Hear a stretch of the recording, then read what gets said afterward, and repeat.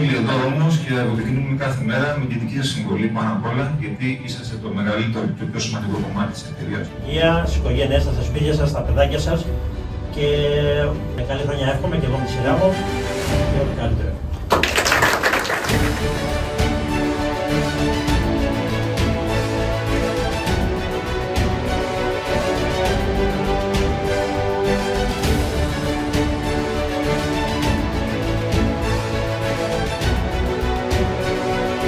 Είμαστε όλοι με καλή διάθεση εδώ να προσπαθήσουμε να το κάνουμε όσο πιο εύκολο γίνεται και ό,τι χρειάζεται πάντα να είμαστε μαζί κοντά. Να πω ένα ευχαριστώ. Συνεχίσανε και χαμογελούσανε πάντα, ακόμα και όταν το deadline ήταν χθες.